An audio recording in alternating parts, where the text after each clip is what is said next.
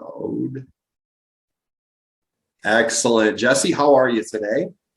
I'm having a beautiful end of the year. How about you?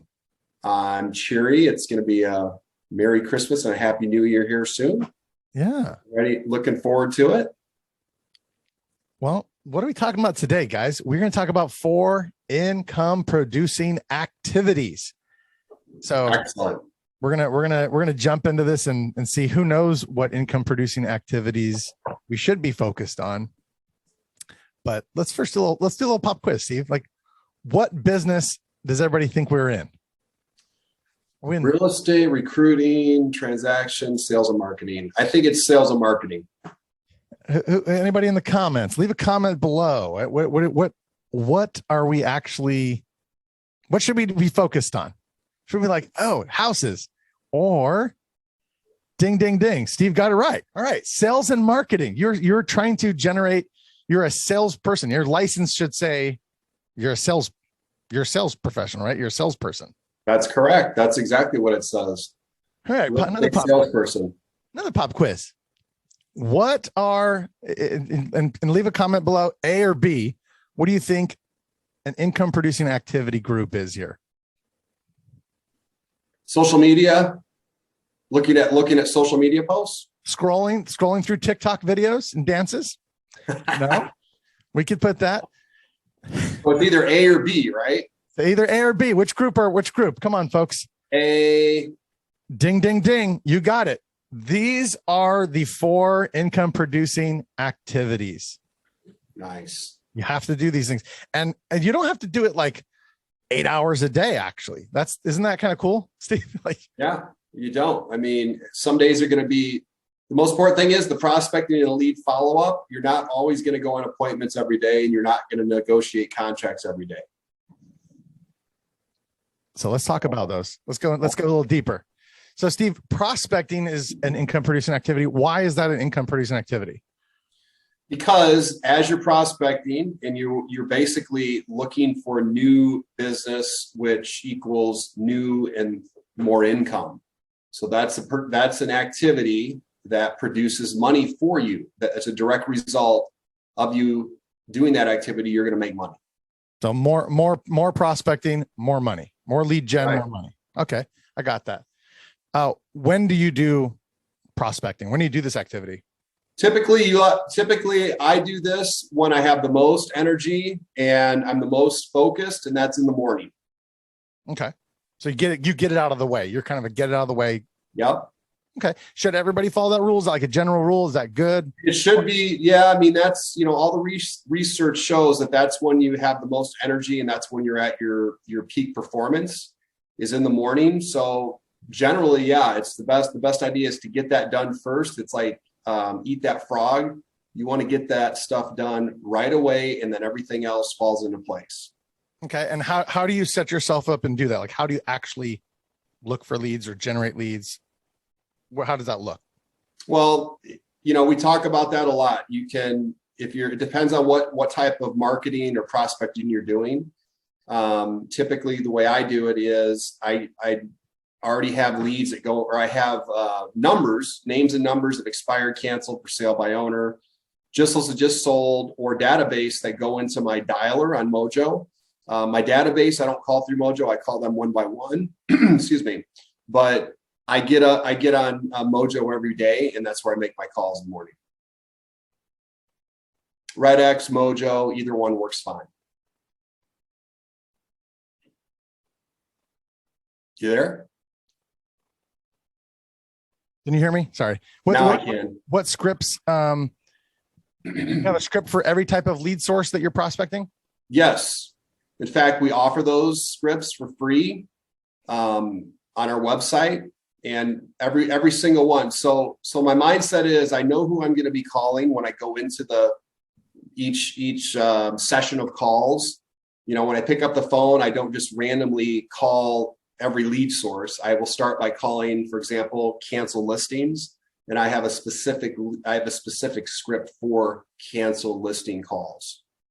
Okay, so to get this done, so to make sure this is not a hurdle or an excuse for us, because I know we're all salespeople, we want to do the easy stuff, but to make this easier, you need your scripts, you need a tool, you need a time blocked out. Maybe put your phone away if that's a distraction. If you're going to have a landline or some type of prospecting through the voice over the internet phone, like your computer. So you only need a handful of things, it sounds like, to make this happen. You just need a couple of tools and a list of people to talk to, and you can do this. Now, I remember when we started out, Steve, we were drilled with every problem in your business can be solved by prospecting every single day, right? That's right. And man, did I have a lot of problems at that time. So I did a lot of prospecting.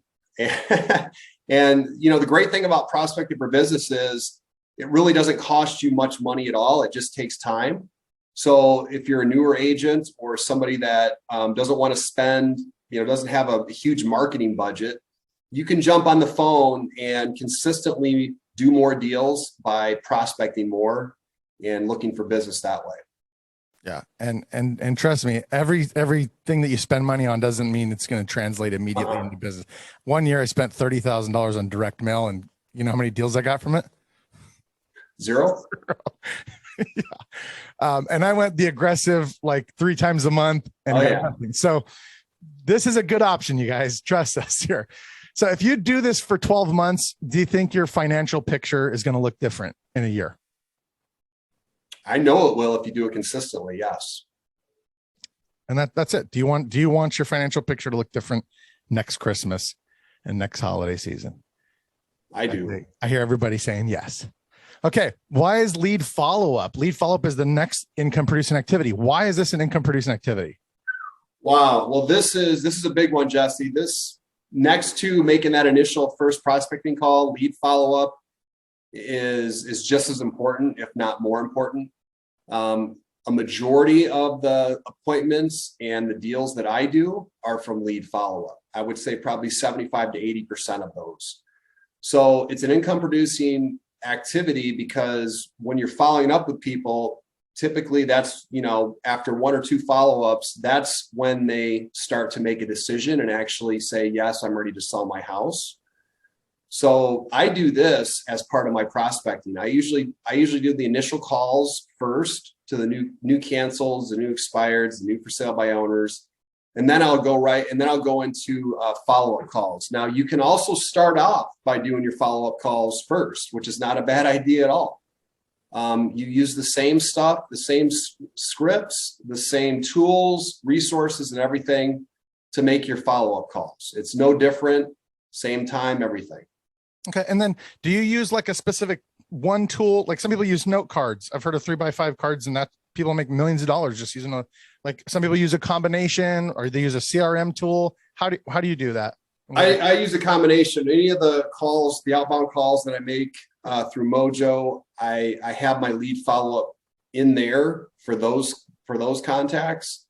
And anybody else, I honestly just use a spreadsheet for a lot of the other follow-ups. For people that are kind of, warm or hot leads that are not in Mojo, I have a spreadsheet that I go through and check every day to see who I need to talk to.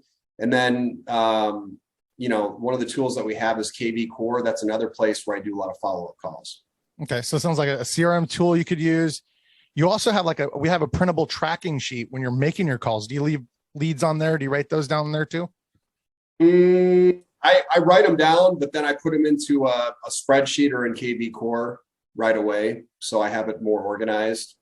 Nice. I've got stacks, or I've got files this thick of daily prospecting sheets where I write on there and I just file those away. But I make sure I take all the hot leads out of there and put them on a spreadsheet.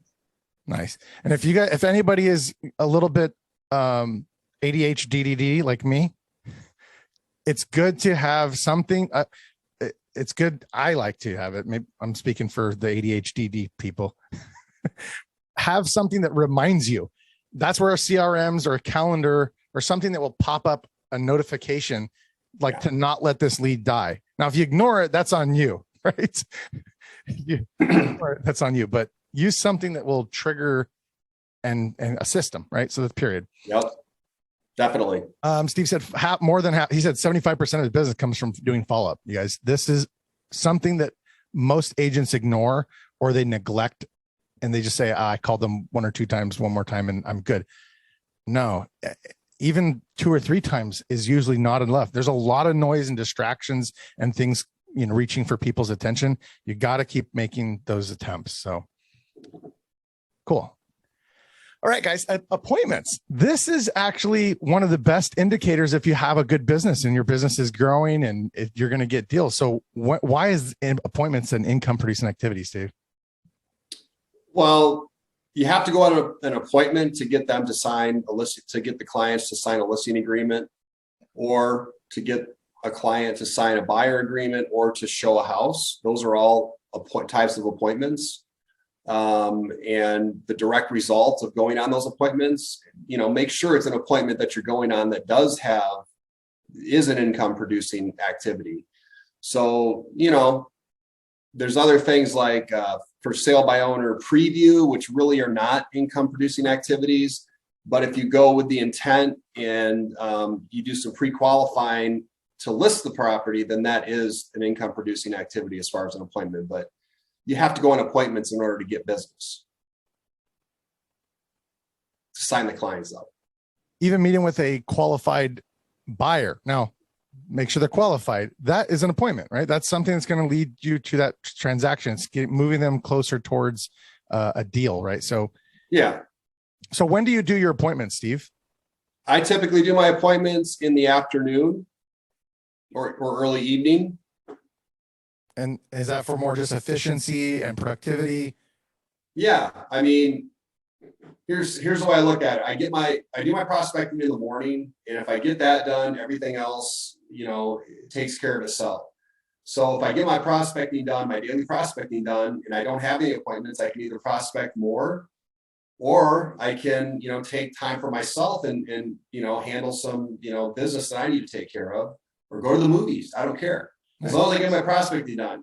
But I always know that I have time blocked out in the afternoon for appointments. And I try to, I basically set my appointments on a schedule. I don't just randomly go everywhere that a client wants me to go at the time they want me to go. If a client wants to go see a house, or a client wants to have a listing appointment, I typically ask them, great, I'd love to meet with you. Does 3:00 on Tuesday work for you? Well, that doesn't really work. Would you be able to do later? I want to make sure that I have time blocked, that I already know ahead of time what times I'm willing to go on appointments, and then I'll set the appointments accordingly. Nice. That's a good system right there. Okay. How do you, let's maybe give them a 1-minute rundown of how do you show up professionally prepared for an appointment? Yeah. So number one, you want to be early. That's important. Number two, you want to make sure you have everything prepared before you leave the office too. So get prepared well ahead of time so that you can leave early with all your paperwork that you need, your listing packets. And then when you get to the appointment, couple tips. I usually don't park in the driveway. I usually park in front of the house on the street, and then walk up the driveway or the sidewalk or the walkway to get to the door. It's just something that I was, learned to do from some other top producers. It's just, common courtesy not to block them in if somebody's leaving or, showing up for the appointment or whatever. So when you get to the door, you knock on the door, you back up a little bit, let them open it up, and you smile, and you have a script. It's a very simple script that we have. Thanks for having me over today. I look forward to taking a look at your house and getting your property sold. You mind if I take a look around the house? So you have a very specific way of a script that you use, but you want to smile, you want to be energetic, you want to be positive. You want to shake their hand firmly. You want to look them in the eye. You want to be dressed in a suit, or if you're a female, you want to be dressed in a business attire, and be as professional as common sense would make you be. I mean, it's just common sense, but you definitely want to be the professional out of the group, because there's usually other people they're interviewing. Nice. That's a good recap right there on attending appointments, you guys. And we have those scripts. We even have a little sample presentation. If you want, you can download that in the membership area as well. All right. So negotiating contracts. Why is negotiating contracts an income producing activity? Well, it's a necessary part of the real estate agent's job. We have to be licensed in order to negotiate the contracts. So typically, even if you have a team, if you're the lead agent, you should probably be negotiating a lot of the contracts or be part of that. So, contracts either come together, deals either come together or they don't when the offer comes in. So you want to make sure you give it the best chance of getting to the closing table and getting the contract or the offer signed and agreed upon. And nobody knows the client better than the real estate agent that's representing them. So this is something you have to do, because if you get a contract executed, there's, 90% chance that it gets to closing. So this is sealing the deal, so to speak. You're definitely making income when this gets done. And time kills deals. So be proactive and responsive in this time. There's nothing that everybody just irks to have an agent that's sitting on a contract or sitting on getting signatures, sitting on responding to something. You have a fiduciary obligation and duty to be timely and work in their best interest. So, also leveraging team and vendors. You said be part of this. Do you have any team or extension of the team that's working on helping you with this? Yeah, we're lucky in Illinois because there's an attorney that's usually involved in every transaction representing the buyer or the seller and the seller. So make sure you have a really good attorney, make sure you have a really good lender that's going to be proactive and is going to help you through the process. And once you get it under contract, that's negotiating the contract. But once you get under contract and send the information or the contract over to the attorney and the lender, and then there's an inspection, there's also another negotiation during or after the inspection. And if you have a really good attorney that's active in the transaction, they will help you get through that in a much easier way than you would if you had to juggle it along with everything else you're doing. Because they know the ins and outs and a lot of the answers to those questions that come up during the inspection and what's going to be acceptable and what isn't. So find somebody really good to work on your team as far as vendors. Nice. And then do you have any tools, scripts, any go-to principles, or even books that help you kind of with this idea of negotiation and moving these deals forward? Yeah, there's one book, Never Split the Difference. Who's the author of that? I got it over here. It's that's a good Never Split the Difference is one.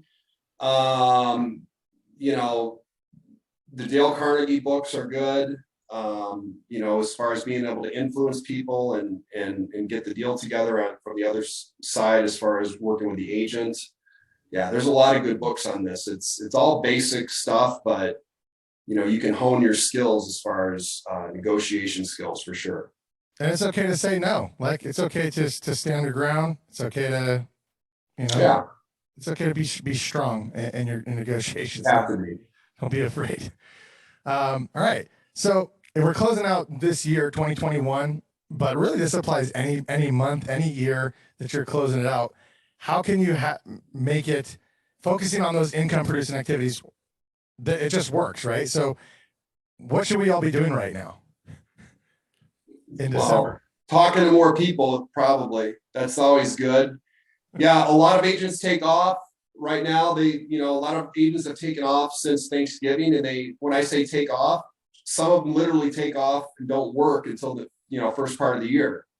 And then a lot of agents just kind of put cruise control on and don't do a whole lot. But this is a great opportunity this month up until obviously the 23rd or so of December. You can take the foot off the gas for a few days, and I'd like to work a couple days at least in between Christmas and New Year's, because New Year's Day is actually a very, very, very good expired prospecting day. That's when the most expired and canceled listings show up on off the MLS of the year. That's the biggest expired day of the year. So if you work a full-time schedule like I do, and you want to make sure that next year is on track, off to a good start, you can back off everything by about 20%. As long as you're doing about 80%, you're probably doing 100% more than 90% of the agents out there. So just back off a little bit, but do not take the foot completely off the gas. You don't want to back off like 50 or 60% or more, because that's kind of the norm. So, keep going. You know what, guys? Also, I saw an agent the other day. They were saying, hey, I had to meet Thanksgiving morning with one of my clients to get a contract signed. And she said, because she was a nurse. And she's like, that was her only time. So be conscious of like, hey, you may have an opportunity to really shine too if you're a little more flexible and there is a day you're like, hey, other agents might be checked out, but I'm here for you, right? You might have those type of clients that are in hospitality or some certain industry, and that's their day. Right. And deals that go under contract today or this month, or listings that you take this month, they start closing and selling in January. So we're already into the new year. If you've already taken your foot off the gas, that's okay. Get back in the car and slam it into full gear, and at least work 3 hard weeks in December or 2.5 weeks of really good prospecting, and you'll be surprised what the results are come January, February. And you know what, guys, I'm a human being, and I've been there where it's like it's December and you maybe you're really shy on your goal, and so you're like, well, I'll just start over next year. No, you can actually still make something happen the rest of this year. Like, don't use it as a positive rather than as a negative. Like, oh man, I really fell short of my X transactions or X income. Don't like sink down in that. Say, you know what? I'm gonna give it one more push, and I'm gonna make something happen so that 2022 is the best year ever. Absolutely, you got to do it now. So this is how you gotta have a good year. You really it's all the basics that we don't have. There's no shiny objects. There's no magic pill. There's no magic button. This is a real business, right? So, the only magic button is the Nike commercial. Just do it. That's what you have to do. If you focus on that, just do it, you're going to be fine. But this is what you do. Just do this blueprint, and you're going to have results. Damn. All right, cool. Any questions, comments, hallucinations, anything? Anybody need help with this? Anybody showing up to accountability? Who needs accountability? Olga, do you have any questions today? I see you there.